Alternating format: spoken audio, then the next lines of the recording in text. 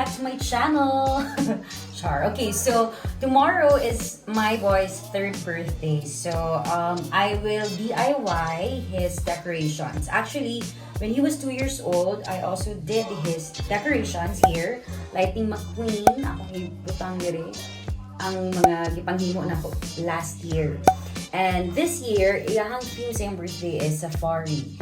But since kami-kami lang and wala mapibisita, ako na lang maghimo sa decorations. And last year, simple naman kaayo to, like styro lang, styroneams, curtains, and stuff. But this time, it's a bit challenging for me, no? Kay maghimo ko og like balloon art and like a balloon marquee, a balloon standee, so whatever.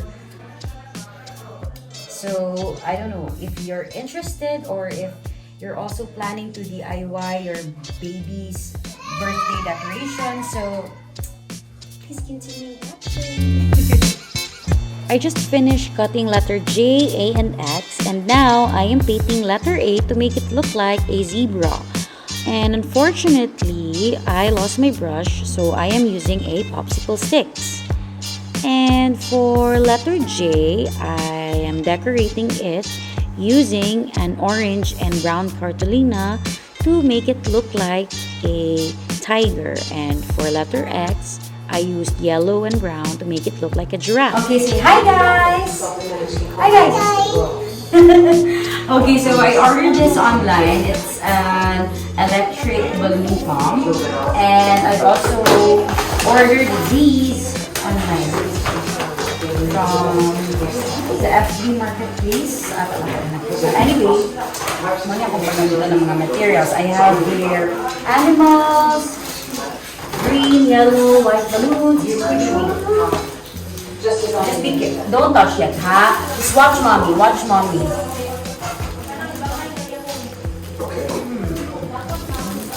Ay, no, no, baby, no. I think.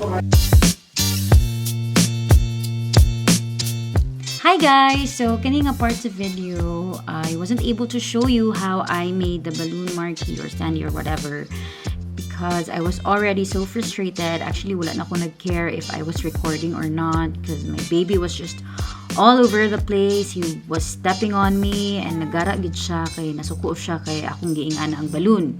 Gusto siya mag-play with the balloons and I was also very pressured sa time because I wanted to finish before 10 pero nag-10 na lang po ko nahuman.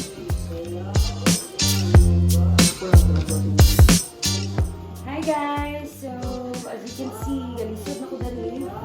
And actually, wala kayo fake clips. It's because gisapot ko. Kaya fail kayo siya. But, ipakita. Please. Fail away, but... Ay, pag-iinong fail. So, as you can see, giset up na namo ang balloon art. Medyo struggle yun ni siya nga part, no? Okay, as in, grabe ang mga revisions and all, but so glad we made it. And at this point, it's already 1 a.m. Dugay gid kami nahuman og set up sa art. And 1 a.m. na wala pa ni nahuman. And ano na time, alas 2 naman ata ni na time. Wala una pa ni. Tsada unta siya. Tsada unta siya kung nai-leads gyapon pero ayaw na lang. Like, kapoy na. Anyway, okay, so makita na gid ang ka-haggard sa akong face. Alas 2 na gid ni siya kapin, I think. And kamulo pagyapon ko revise. But we are so glad nga nahuman ra gyud and nice ko lang. Hi guys! So we are already very busy preparing sa yung birthday. I mean, kami-kami lang man, but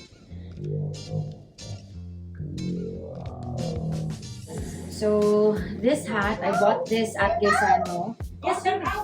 And then it comes with this one, tuyok siya. But then I don't like it. I don't like it. Safari. Kana lang jacket. So I plan to put this one this way. Okay.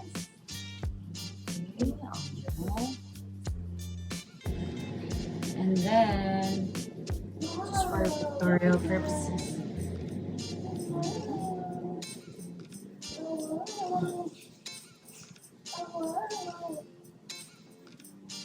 Safari.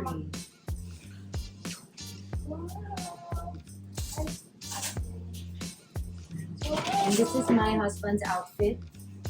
Say hi to the vlog. Say hi, vlog. Hi, vlog.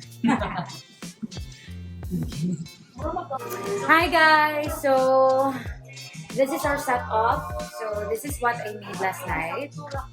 We made last night. I made the balloons and my mom, my husband, my brother helped me set up all of these.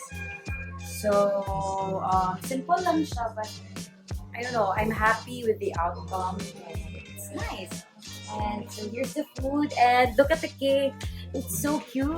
Happy birthday, happy birthday, Jaja.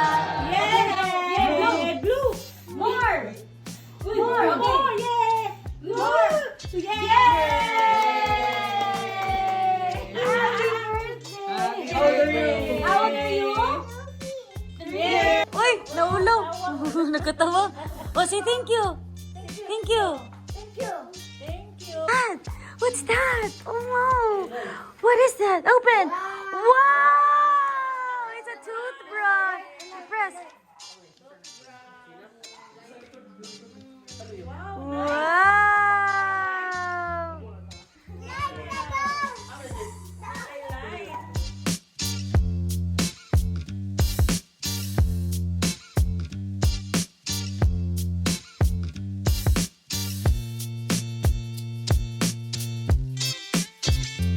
Tani kay tamis ni. Adi, kuha na toyra niya ha. Uwa, ay, yasambol ka na siya. Go there, go there, go. Picture sa mo, mama ko. Kay, nice ba ka makuhaan na itong food? Hala, how to assemble?